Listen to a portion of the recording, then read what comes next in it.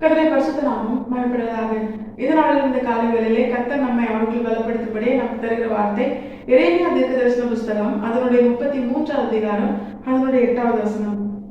அவர்கள் எனக்கு விரோதமாய் குற்றம் செய்த அவர்களுடைய எல்லா அக்கிரமங்களுக்கும் அவர்களை நீங்களாக்கி சுத்திகரித்து, அவர்கள் எனக்கு விரோதமாய் குற்றம் செய்து எனக்கு விரோதமாய் துரோகம் பண்ணின அவர்களுடைய எல்லா அக்கிரமங்களையும் மன்னிப்பேன். கர்த்தருடைய பரிசுத்த நாமம் மகிமைப்படுவதாக. இந்த வசனத்தை கொண்டுதான் தேவனுடைய ஜனங்களாகி நம்மை இன்று அவர்கள் பலப்படுத்துகிறார். இந்த வசனம் தேவர்களாகி நமக்கு ஒரு பலனா இருக்கிறது. தேவர்களாகி நம்மை பார்த்துதான் கர்த்தர் சொல்லுகிறார், நாம் செய்த எல்லா அக்கிரமங்களையும் பாவங்களையும் மீறுதல்களையும் நம்மை விட்டு அவைகள் நீங்கும்படியாய் நம்மை சுத்திகரித்து, நம்முடைய தேவன் இதுவரைக்கும் நாம் செய்த எல்லா பாவங்களையும் அக்கிரமங்களையும் மீறுதல்களையும் முழுமையாய் மன்னிப்பேன் என்று நமக்கு வாக்குப்படுகிறார். நிச்சயமாய் இதை கேட்கிற ஒவ்வொரு தெய்வ பிள்ளை இருதயமும் களி கூர்ந்து மகிழும். எந்த ஒரு மனுஷனுடைய பாவம் கர்த்தரால் மன்னிக்கப்படுகிறதோ, எந்த மனுஷனுடைய வாழ்க்கையில் கர்த்தர் அவனுடைய பாவத்தை அவனை விட்டு நீக்கி அவனை சுத்திகரிக்கிறாரோ, அந்த மனுஷனால் தான் பரிசுத்தமுள்ள வாழ்க்கையை அவனால் வாழ முடியும். அந்த மனுஷனால் தான் தன் ஓட்டத்தை ஜெயத்தோடு முடித்து நித்திய ஜீவனிலே நித்தியமாய் பரிசுத்தமுள்ள தேவனோடு வாழ முடியும். இந்த ஒரு அனுபவத்திற்குள்ள தேவர்களாக நம்முடைய வாழ்க்கையும் முழுமையாய் மாற வேண்டும் என்றுதான் இந்த வசனத்தை கொண்டு மீண்டும் ஒரு விசை கர்த்தர் நம்மை அவருக்குள் பலப்படுத்துகிறார். இந்த வசனம் தெளிவாய் சொல்கிறது, தேவர்களாகி நாம் கர்த்தரால் சுத்திகரிக்கப்படவும் கர்த்தர் நம்மை முழுமையாய் மன்னிக்கவும் அவர் ஆயத்தமா இருக்கிறார். அனுதினமும் நம்முடைய வாழ்க்கையில இந்த அனுபவம் நிச்சயமா வேண்டும். நம்மை பாவம் இல்லை என்போமே, ஆனால் நம்மை நாமே வஞ்சிக்கிறவர்களா இருப்போம்.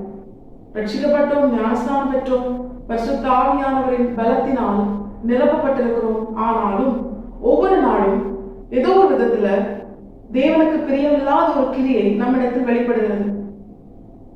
முடிவு பரியந்தம் நிலை நிற்பவனே ரட்சிக்கப்படுவான் என்று வேதம் சொல்லுகிறது. ஒவ்வொரு நாளும் தேவ பிள்ளை ரட்சிக்கப்படணும், ஒவ்வொரு நாளும் தேவ பிள்ளை மீட்கப்படணும், ஒவ்வொரு நாளும் தேவ பிள்ளை தேவனுடைய ரத்தத்தினால் சுத்திகரிக்கப்படணும். பாவம் நிறைந்த இந்த உலகத்துல நாம் வாழ்கிற ஒவ்வொரு நிமிடமும் ஏதோ ஒரு கிரியை, அது கிரியை செய்யவும், அந்த கிரியைகள் தேவனை வேதனைப்படுத்தவும் நம்ம என்ன பண்ணிடக்கூடாது, இடம் கொடுத்துடக்கூடாது. அப்ப நம்மை நாமே நாம் நிதானித்து அறியணும். நம்மை நாமே நிதானித்து அறிந்தோமே ஆனால் நாம் நியாயத்திற்கப்படுவோம். நம்முடைய தேவன் நம்மை சுத்திகரிக்கவும் நம்மை மன்னிக்கவும், இனி அந்த பாவம் நமக்குள்ளே பலன் செய்யாதபடிக்கு நம்மை விட்டு அவைகளை முற்றிலுமாய் அகற்றி போடவும் பரலோகத்தின் பலனாகிய பரிசுத்த ஆவியானவரை அவர் நமக்கு தர ஆயத்தமாய் இருக்கிறார். அபிஷேகம் என்பது ஒரு நாள் அனுபவம் அல்ல. ஒவ்வொரு நாளும் ஒவ்வொரு நிமிடமும் பரிசுத்த ஆவியானவரால் பலப்படுத்தப்பட்ட தேவ பிள்ளைகளால் நாம் நம்முடைய வாழ்க்கையில் இருந்தால்தான் எந்த நிலையிலும் பிசாசினால் கிரியை செய்யப்படுகிற பாவ கிரியைகளும் நமக்குள்ளே நம்முடைய வாழ்க்கையில அது வராதபடிக்கு தேவனால் அருளப்பட்ட பரிசுத்த ஆவியானவரால் நாம் நம்மை பாதுகாக்க முடியும்.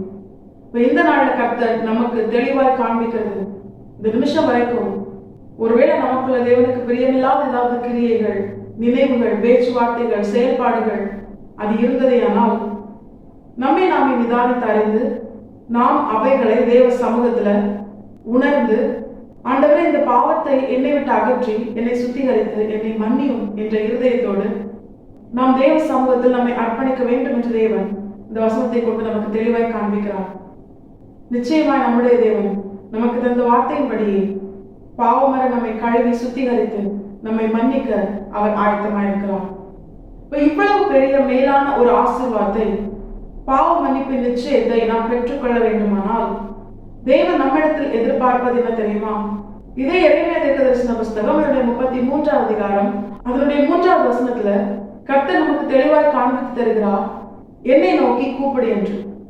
இப்ப தேவ பிள்ளை ஒரு வாட்டி பாவம் செஞ்சுட்டேன், என்னுடைய வாழ்க்கை முழுசு நான் பாவத்துலதான் விழுந்து கிடப்பேன் அப்படின்னு சொல்லி துன்மார்க்கனை போல நாமும் நம்முடைய வாழ்க்கையை செயல்படாமல், நீதிமான் 7 தரம் விழுந்தாலும் திரும்பவும் எழுந்திருப்பான் என்ற வசனத்தின்படி எந்த ஒரு பாவக்கிரியைகளும் நம்மை ஆண்டு கொள்ளாதபடிக்கு தேவன் நம்மை சுத்திகரித்து மன்னிக்க ஆயத்தமாய் இருக்கிறார் என்பதை உணர்ந்து அதை செய்ய வல்ல தேவனிடத்தில் நாம் நம்மை அர்ப்பணிக்க கர்த்தரை நோக்கி கூப்பிடுவோம்.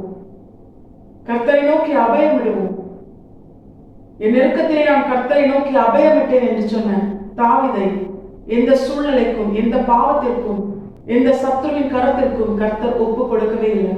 முடிவு பரியந்தம் தாவீதை கர்த்தர் பத்திரமாய் பாதுகாத்து ஜெயமுள்ள ஓட்டமாய் அவனுடைய வாழ்க்கையை அவன் ஓடி முடிக்க கர்த்தர் கிருபை செய்தார். இதே போல தேவ பிள்ளைகளாகி நமக்கும் செய்ய நம்முடைய தேவன் போதுமானவராய் இருக்கிறார். தேவ பிள்ளைகளாகி நாம் எல்லா நிலையிலும், எல்லா சூழ்நிலையிலும், எல்லா நேரத்திலும் கர்த்தரை நோக்கி கூப்பிடுகிறவர்களாய், கர்த்தரை நோக்கி மட்டுமே கூப்பிடுகிறவர்களாய் நாம் நம்முடைய வாழ்க்கையில் இருக்கணும்.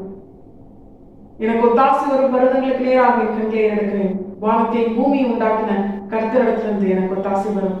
நிச்சயமாய் தம்மை நோக்கி கூப்பிடுகிற, உண்மையால் தம்மை நோக்கி கூப்பிடுகிற தேவ பிள்ளைகளுக்கு தேவன் நிச்சயமாய் உதவி செய்து எந்த பாவமும், எந்த சத்துவின் கரமும் அவர்களை மேற்கொள்ளாதபடிக்கு தேவனுடைய கரம், தேவனுடைய பலன், கரத்திலிருந்து அருளப்பட்ட பரிசுத்த ஆவியானவர் நமக்கு உதவி செய்து நம்மை மீட்டு பாவமரை நம்மை கழுவி சுத்திகரித்து நம்முடைய எல்லா பாவங்களையும் மன்னித்து இனி பாவம் நம்மை ஆளுகை செய்யாதபடிக்கு பரிசுத்தமாய் வாழும்படியால் பரலோகத்தின் தேவன் நமக்காக அருளின பரிசுத்த ஆவியானவர் நமக்கு உதவி செய்து நம்மை பலப்படுத்தி முடிவிலே நித்திய ஜீவனிலே கர்த்தரோடு கூட நித்தியமாய் வாழவும் நம்மை ஆயத்தப்படுத்தி நம்மை கொண்டு மற்றவர்களை ஆயத்தப்படுத்துவது அதிக நிச்சயம்.